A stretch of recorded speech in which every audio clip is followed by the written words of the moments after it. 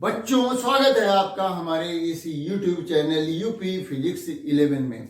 आज हम चैप्टर 2 के कुछ इंपॉर्टेंट न्यूमेरिकल्स को डिस्कस करेंगे। ये जो न्यूमेरिकल एकदम बेसिक हैं और कम से कम इस तरह के क्वेश्चन तो 100% सभी को आने ही चाहिए और बहुत इंपॉर्टेंट भी हैं। इस तरह के क्वेश्चन समझने के बाद आप लोग इस तरह के और भी क्वेश्चन कर पाएंगे और परीक्षा में इस तरह के क्वेश्चन पूछे भी जाते हैं। तो इस तरह के बेसिक क्वेश्चन बहुत जो कि इंपॉर्टेंट हैं उनको आइए समझते हैं। तो पहला प्रश्न हमारा दिया गया है, एक कण r त्रिज्या के वृत्त की परिधि पर v चाल से घूमता है। आधे तथा पूरे चक्कर के बाद कण का विस्थापन और चली गई दूरी ज्ञात करो। तो पहले प्रश्न में देखिए, ये कोई वृत्त है जिसकी त्रिज्या दी गई है r है। मान लिया कण यहां से a से चलना प्रारंभ करता है और आधे चक्कर में वो b पर पहुंच जाता है। तो हमें आधे तथा पूरे चक्कर में विस्थापन और दूरी ज्ञात करनी है। तो पहले तो हम आधे चक्कर का निकालते हैं। आधे चक्कर में देखिए विस्थापन क्या होता है ये मालूम होगा। देखिए प्रारंभिक स्थिति जो है, प्रारंभ कहां से हो रहा है? ए बिंदु से हो रहा है। आधा चक्कर बी बिंदु पर समाप्त हो रहा है। तो ए और बी बिंदुओं के बीच की जो न्यूनतम दूरी होगी वो विस्थापन कहलाती है। तो ए और बी के बीच की न्यूनतम दूरी ए बी हुई, जो कि इस वृत्ताकार पथ के व्यास के बराबर है। तो विस्थापन आधे चक्कर में विस्थापन जो हो जाएगा वो 2r के बराबर होगा। और दूरी जो है, वस्तु जो है, कण यहां से यहां जा रहा है, यानी आधी परिधि के बराबर दूरी तय करेगा। 2πr/2, तो ये πr दूरी हो गई। अब पूरे चक्कर का निकाल लीजिए। पूरे चक्कर में विस्थापन, ठीक है, वस्तु ए से चली और लौट करके एक पर आ गई, एक पूरा चक्कर हो गया। तो प्रारंभिक और अंतिम जो है स्थिति समान है, तो विस्थापन तो कुछ हुआ नहीं। जहां से चली वस्तु वहीं पर पहुंच गई। तो प्रारंभिक स्थिति और अंतिम स्थिति जो है एक दूसरे को कोइंसाइड कर रही हैं, एक दूसरे मतलब पर आकर के जो है मिल रही हैं। तो विस्थापन हो गया 0, कोई विस्थापन नहीं हुआ एक चक्कर में। और दूरी जरूर जो है हम निकालेंगे, वो क्या होगी? इस पूरे वृत्ताकार पथ की परिधि के बराबर 2πr। देखिए इस तरह से कोई भी विस्थापन या दूरी से संबंधित प्रश्न पूछा जा सकता है। अब दूसरा प्रश्न देखिए, एक कार ए से बी तक 40 किलोमीटर प्रति घंटा की चाल से गति करती है तथा बी से ए तक लौटते समय इसकी चाल 60 किलोमीटर प्रति घंटा है। तो कार की औसत चाल ज्ञात करो। तो देखिए यहां पर औसत चाल ज्ञात करने के लिए ए से बी जाते समय चाल जो है 40 किलोमीटर प्रति घंटा है और लौटते समय चाल जो है वो 60 किलोमीटर प्रति घंटा है। तो हम यहां पर मान लेंगे कि ए बी जो दूरी है, माना दूरी ए बी बराबर है x, क्योंकि औसत चाल का फार्मूला जो होता है, औसत चाल बराबर होती है कुल चली दूरी बटे कुल लगा समय। अब हमें समय नहीं मालूम है। ए से बी जाने में जो समय लगेगा कुछ होगा और बी से ए आने में कुछ अलग समय लगेगा। क्योंकि चाल दोनों की अलग अलग है। तो पहले हम समय निकालते हैं। तो ए से बी जाने में लगा समय, समय बराबर होता है दूरी बटे चाल, ये हो गया। बी से ए आने में लगा समय, ये हो गया यक्स बटे 60। ये भी घंटे में हो गया, ये भी घंटे में ही हो गया है ना। अब हम इनको कुल समय ज्ञात कर लें, क्योंकि हमारा सूत्र में तो कुल समय की जरूरत पड़ेगी ना।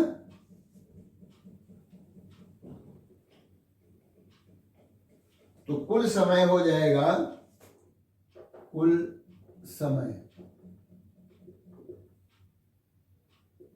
यक्स बटे 40 प्लस यक्स बटे 60, लघुत्तम 120, 40 तियां 60 दूनी, तो 5 यक्स बटे 120, ये हो गया कुल लगा समय। इसको काटना चाहे तो काट सकते हैं, 5 एकम 5 और 5 दूनी 5 चौके 20। तो ये आ गया हमारा कुल समय यक्स बटे 24 घंटा। अब चाल, औसत चाल निकाल लीजिए। औसत चाल, ठीक है, कुल चली गई दूरी ए से बी गई एक्स, और बी से ए ये आने पर भी एक्स दूरी तय हो रही है, तो कुल चली गई दूरी जो है 2x हो गई।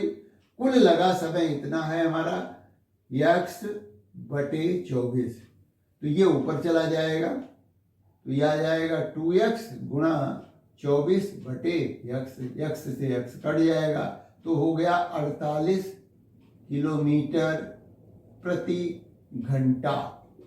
ये औसत चाल हो गई।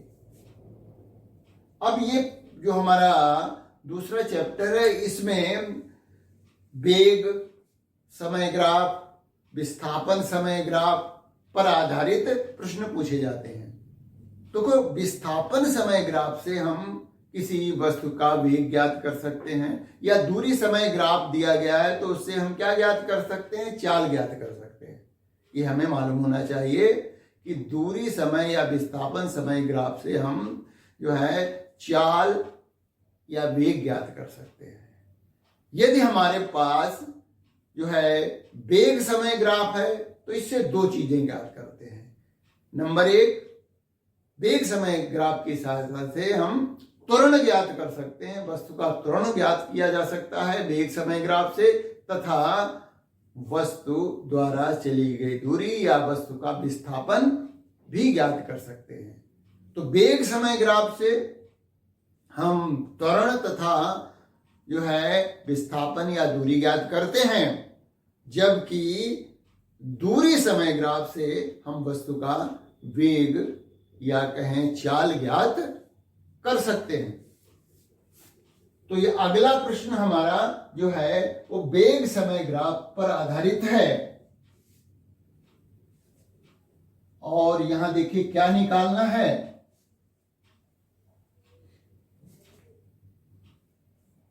एक्स अक्ष के अनुदिश गतिशील कण का वेग समय ग्राफ दिया गया है, ज्ञात करो कण का त्वरण और 0 से 4 सेकंड में चली गई दूरी। ये जो है ग्राफ जो दिया गया है प्रश्न 3 का, इस तरह का ग्राफ है ये।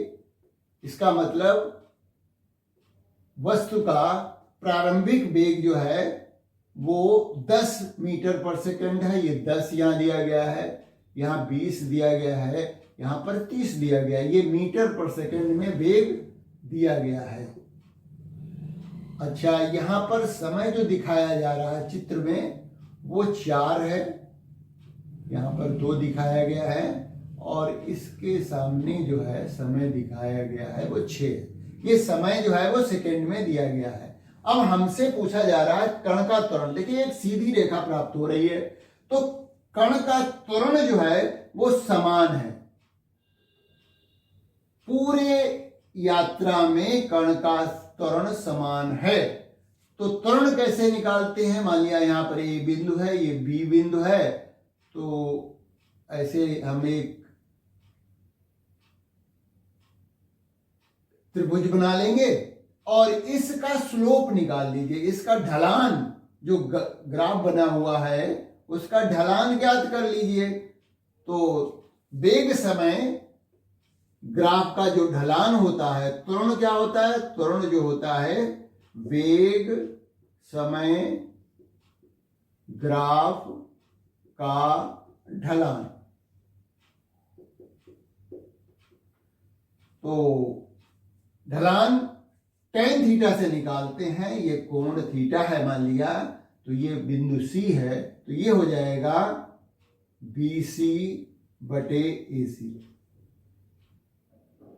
अब देखिए BC, यहां पर B के सामने 30 लिखा हुआ है, यहां पर C के सामने 10 लिखा हुआ है, तो 30 माइनस 10 बटे AC।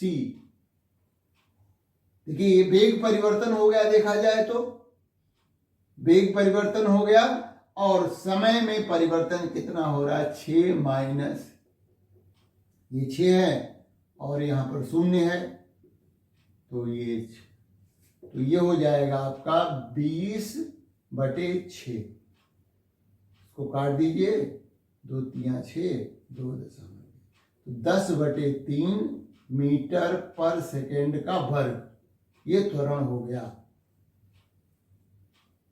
अब हमें 0 से 4 सेकंड में चली गई दूरी, तो वेग समय ग्राफ से हम दूरी भी ज्ञात कर सकते हैं और 4 सेकंड में चली गई दूरी ज्ञात करनी है।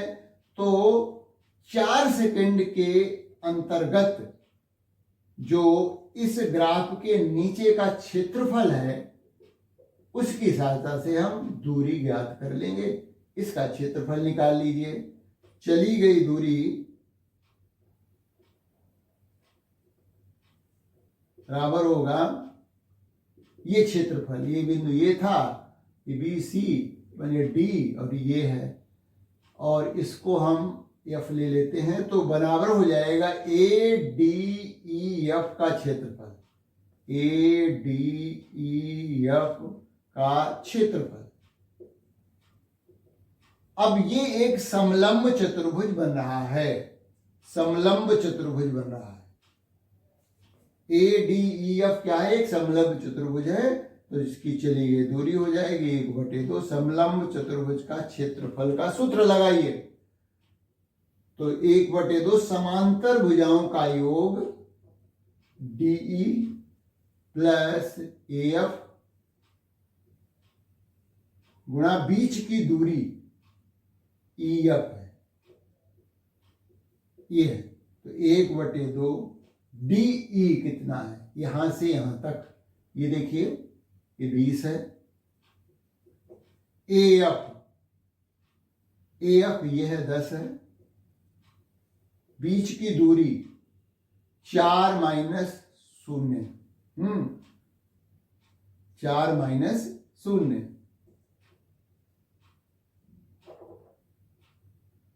यानी 4, तो ये हो जाएगा हमारा 1/2 गुणा 30 गुणा 4, काट दीजिए, 2 दूनी 4 बराबर 60 मीटर। चली गई दूरी जो है 60 मीटर है। 4 सेकंड में, शुरू के 4 सेकंड में चली गई दूरी निकालनी है, तो दिस प्लस दिस, समांतर भुजाओं का योग DE प्लस AF है ना, 20 प्लस 10 गुणा उनके बीच की दूरी 4 माइनस 0, तो ये जो है 60 मीटर चली गई दूरी आ गई। अब हम अगला प्रश्न करेंगे, वो भी वेग समय ग्राफ का ही है, और उसको हम जो है वहां पर देखेंगे किस तरह से जो है जो विस्थापन है उस चिन्ह सहित लिया जाता है, क्योंकि दूरी तो हमेशा धनात्मक ही होती है ना, लेकिन विस्थापन ऋणात्मक भी हो सकता है। इसलिए दूसरा प्रश्न समझना बहुत जरूरी है चित्र में दर्शाए गए वेग समय ग्राफ से ज्ञात करो 0 से 10 सेकंड तक औसत त्वरण क्या है। 40 सेकंड में चली गई दूरी तथा विस्थापन ज्ञात करना है और 10 सेकंड से 20 सेकंड के बीच त्वरण ज्ञात करना है। चित्र बना हुआ है, इसको हम दोबारा बना देते हैं। देखिए इस तरह का ग्राफ दिया गया है हमारे पास और ये है ग्राफ। ये शून्य है, यहां पर लिखा हुआ है 5, यहां पर लिखा हुआ है 10। ये वेग मीटर पर सेकंड में है और यहां पर -5 है, ये -10 है और ये जो समय दिए गए हैं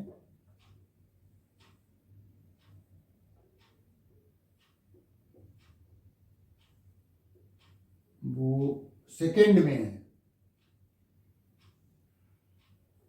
ये 10 सेकंड है, ये 20 सेकंड है, ये 30 सेकंड है, 40 सेकंड है।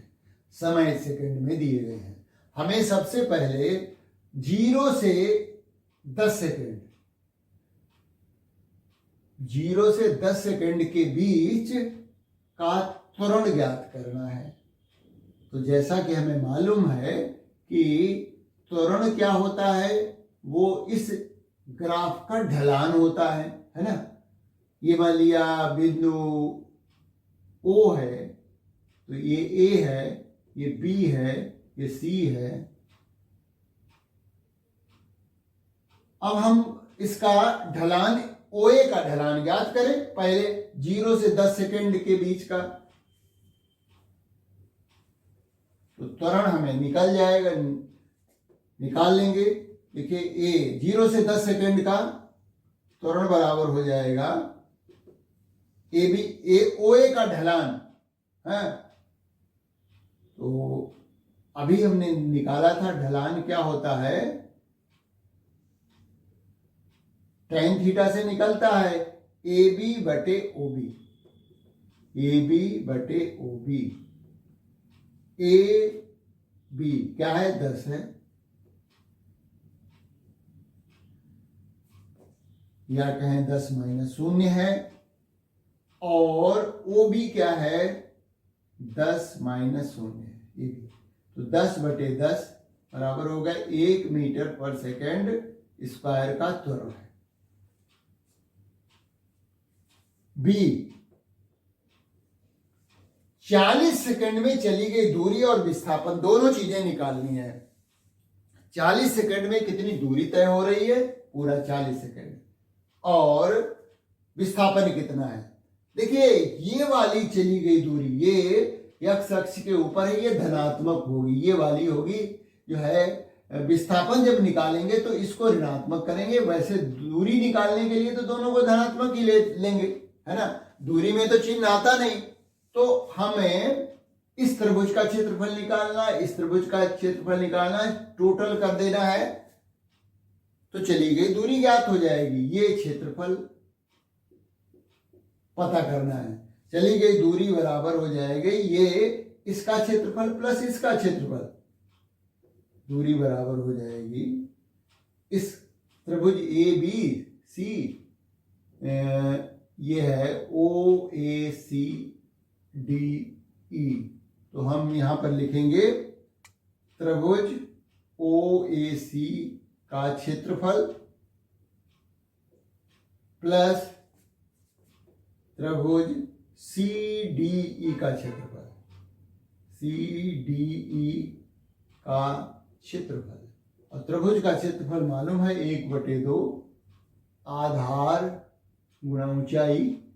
तो इसका आधार जो है वो ये देखिए यहां से यहां तक 20 लिखा हुआ है और ऊंचाई 10 है, 10 प्लस यहां पर भी देखिए 1/2 रहेगा। ये 40 है, ये 20 है, तो ये हो गया 40 - 20 आधार हो गया, और ऊंचाई यहां पर भी 10 है। चिन्हों का ध्यान नहीं रखना है हमें यहां पर। तो देखा जाए इस त्रिभुज का क्षेत्रफल और इस त्रिभुज का क्षेत्रफल बराबर आ रहा है ना। तो दो से काट दीजिए और 2 से यहां पर घटा के लिख दीजिए। तो ये तो हो गया 100 प्लस 1/2 गुणा ये भी हो गया 20 गुणा 10, ये भी हो गया 10, यानी 100 प्लस 100 बराबर हो गया 200। 200 मीटर चली गई दूरी हो गई। अब विस्थापन निकालना है उतने ही समय का, तो विस्थापन में हम इसको धनात्मक लेंगे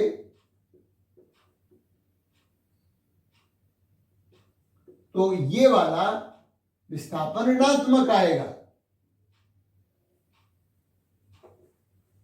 चिन्ह सहित मान लेते हैं विस्थापन निकालते समय, क्योंकि यहां पर चित्र ऐसा ही बना हुआ कि क्योंकि कुछ क्षेत्रफल धनात्मक है कुछ ऋणात्मक है, तो विस्थापन जो है विस्थापन बराबर हो जाएगा, क्षेत्रफल तो वही लिखेंगे लेकिन चिन्ह सहित अब की बार हम लिखेंगे। तो क्षेत्रफल यही आएगा, मतलब विस्थापन 100 ये होगा और इधर वाला ये हम ऋणात्मक ले लेंगे, तो विस्थापन हो गया 0। 40 सेकंड में वस्तु का विस्थापन जो है 0 है यहां पर। और फिर तीसरे में हमें से पूछा जा रहा है 10 से 20 सेकंड के बीच त्वरण, 10 सेकंड से 20 सेकंड के बीच त्वरण। तो यहां पर देखिए 10 सेकंड पर वेग कितना है, वो 10 है, और 20 सेकंड पर वेग जो है 0 हो गया है। तो त्वरण बराबर होता है, होगा ढलान ही, लेकिन क्या होगा कि अंतिम वेग क्या हो गया, 0 हो गया। और प्रारंभ में 10 सेकंड पर कितना वेग है, वो 10 है, और समय तो ऋणात्मक होता नहीं, 20 माइनस 10, तो ये -10/10 यानी माइनस का 1 मीटर पर सेकंड का वर्ग। ये त्वरण है 10 सेकंड से 20 सेकंड के बीच, यानी इस ग्राफ के अनुदिश जो है त्वरण जो है वो ऋणात्मक है। यहां से यहां धनात्मक है, यहां से यहां तक ऋणात्मक है ना। स्लोप से भी पता लग रहा है, ढलान से भी पता लग रहा है, ये धनात्मक ढलान है, ऋणात्मक ढलान है।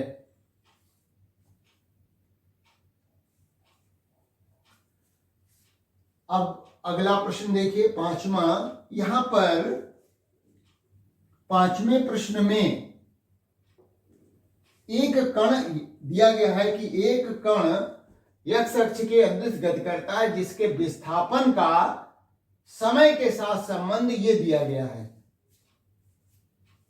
2 - 5t + 6t का वर्ग मीटर है। तो ज्ञात करो कण का प्रारंभिक वेग तथा त्वरण 2 सेकंड के बाद वेग ज्ञात करना है। तो ये ऐसे प्रश्न इंपॉर्टेंट तो हैं, अवकलन आपको आना चाहिए और बहुत ही आसान है अवकलन करना। इस प्रश्न को भी समझ लेंगे तो भी इस तरह के प्रश्न एकदम से आसानी से लगा सकेंगे। देखिए यहां पर प्रश्न 5 में दिया गया है x बराबर दिया गया है 2 - 5t + 6t², ये दिया गया और मीटर में है। t जो है समय है, सेकंड में है, ये प्रश्न में अक्सर दिया होता है, मैंने लिखा नहीं है। अब हमें कण का प्रारंभिक वेग ज्ञात करना। प्रारंभिक का वेग जब भी कभी आता है तो इसका मतलब वहां पर t बराबर 0 रखना है और वेग ज्ञात करना है। ये तो विस्थापन है ना, तो इसको हमें इसका अवकलन करना पड़ेगा समय के सापेक्ष। देखिए अवकलन का एक बेसिक फार्मूला होता है कि जैसे x की घात n दिया गया है, इसका हमें और ये y बराबर दिया गया है, तो dy/dt करना है। मान लिया ये t की पावर n कर देते हैं यहाँ पर, ऐसे dy/dt करना है तो n ये वाली घात इधर आ जाती, टी की घात en-1। बस इतना ही सूत्र यदि याद कर लें तो पूरी तरह से आपको अवकलन करना आ ही जाएगा। देखिए इस सूत्र का प्रयोग करते हुए भाई जो घात है वो साइड में आ जाएगी और फिर नई घात जो हो जाएगी एक कम हो जाएगी। यहां पर कुछ भी टी नहीं है, टी की कोई घात नहीं है, टी इसके साथ नहीं लगा हुआ है। ये एक नियतांक है, नियत संख्या है। तो नियत संख्या का अवकलन जो है वो शून्य होता है। तो dx बटे dt को ही हम वेग कहते हैं। तो ये तो हो गया शून्य, -5 इंटू, देखिए इसकी घात 1 मान सकते हैं। तो 1 गुणा टी की घात 1 - 1 प्लस 6 गुणा 2 टी की घात 2 - 1। तो देखिए यहां पर क्या हो रहा है, -0 - 5। ये टी की घात क्या हो गई है, 0 हो गई है। और ये कितना हो गया, 12 टी की घात 1। तो किसी संख्या की घात शून्य बराबर होता है 1, तो मतलब डायरेक्ट हम लिख सकते हैं -5 + 12t। प्रारंभिक हमें यहां पर कण का प्रारंभिक वेग ज्ञात करना है। तो यही वेग होता है। प्रारंभिक वेग के लिए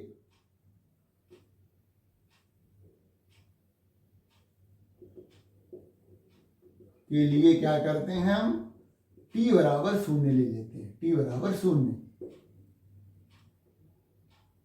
तो इसमें हमें ये वेग हो गया। तो v बराबर हो गया -5 गुणा +12 गुणा 0। तो ये तो हो गया 0। तो प्रारंभिक वेग जो है -5 मीटर/सेकेंड हो गया। अब हमें प्रारंभिक त्वरण भी ज्ञात करना है। त्वरण ज्ञात करने के लिए इसको फिर से अवकलन करेंगे, वेग का अवकलन करेंगे, dv बटे dt। इसी सूत्र से अब हम डायरेक्ट लिख रहे हैं इसका। देखिए इसका हमने 5 जो है नियत संख्या है, तो इसका अवकलन 0 हो जाएगा। और प्लस 12 टी की घात 1 थी यहां पर, है ना। तो 1 -1 तो ये हो जाएगा 12 टी की घात 0 मतलब 12। तो त्वरण जो है dv बाई dt क्या होता है, त्वरण होता है। और त्वरण का जो आया है मान वो 12 आया, t है ही नहीं इसमें, तो t रखने की जरूरत नहीं है फिर। तो उत्तर हमारा हो गया 12 मीटर/सेकेंड का वर्ग। यही प्रारंभिक त्वरण है। मतलब यहां पर इससे यह सिद्ध हो रहा है कि इस प्रश्न में कण का त्वरण समय पर निर्भर नहीं कर रहा है। तो प्रारंभिक त्वरण जो है 12 मीटर/सेकेंड वर्ग है। अब हमें एक बात और पूछी गई है, 2 सेकंड के बाद वेग क्या होगा। 2 सेकंड के बाद वेग क्या होगा। ये तो प्रारंभिक वेग था, 2 सेकंड के बाद वेग पता करना है। तो यहां पर t की जगह पर 2 लिख देंगे, और क्या। 2 सेकंड के बाद वेग, इसका बी पार्ट है। 2 सेकंड के बाद वेग पता करना है। तो v बराबर हो जाएगा, इस समीकरण में t की जगह पर हम 2 रख देंगे। तो -5 तो रहेगा ही रहेगा, प्लस 12 गुणा 2, -5 + 24। तो ये आ जाएगा 19 मीटर/सेकेंड। ये 2 सेकंड के बाद उसका वेग पता लग गया। त्वरण जो है यहां पर स्थिर है, नियत है। तो इस तरह के बेसिक प्रश्न कोई भी पूछे जाते हैं तो आसानी से लगा सकते हैं।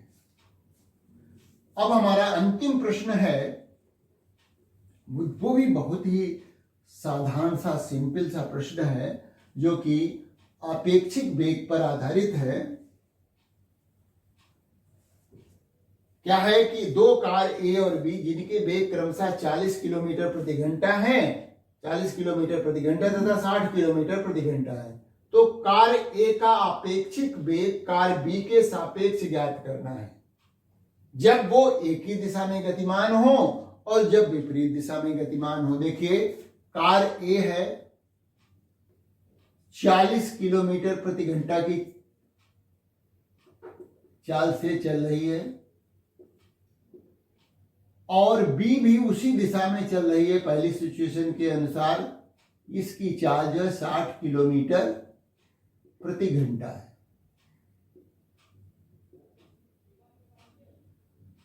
अब जब कोई दो वस्तुएं एक ही दिशा में चलती हुए तो उसकी जो चाल है, अपेक्षित चाल,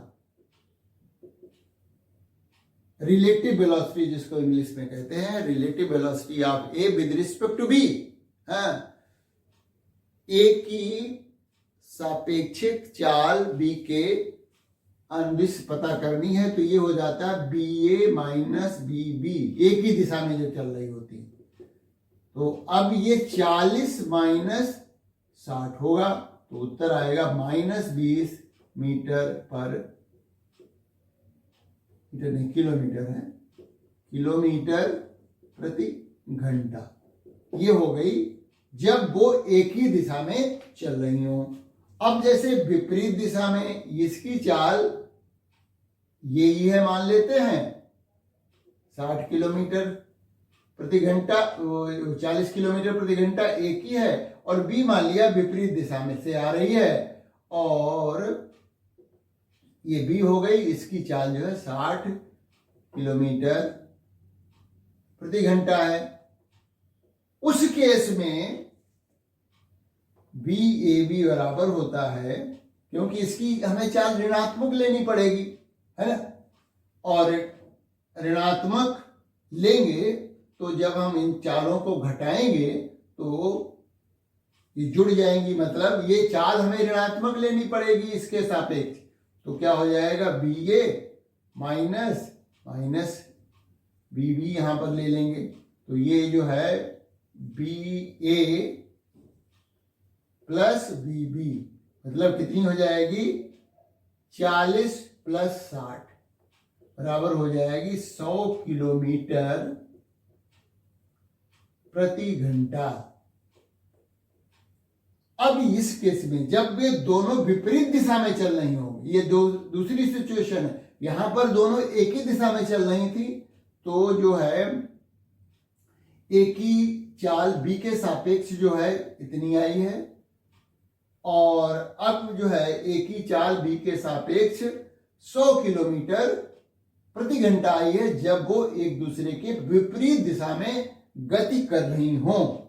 तो इस तरह से चिन्ह सहित सामान्य जो प्रश्न हैं सापेक्षिक वेलोसिटी के, जहां पर हम रिलेटिव वेलोसिटी निकालते हैं, सीधी सी बात है जब एक ही दिशा में चल रही हैं तो उनकी जो चालें हैं वो वेग जो है वो घट जाते हैं, विपरीत दिशा में चलने पर सापेक्षिक वेग निकालते हैं तो वो चालें जो हैं वेग जो हैं वो जुड़ जाते हैं। तो उम्मीद है ये सारे प्रश्न पूरी तरह से समझ में आए होंगे। इस तरह के कुछ और प्रश्न कर लेंगे तो परीक्षा में निश्चित रूप से जो है इस तरह के कोई भी प्रश्न आएंगे तो उनका आंसर दे पाएंगे। तो thank you for watching this video.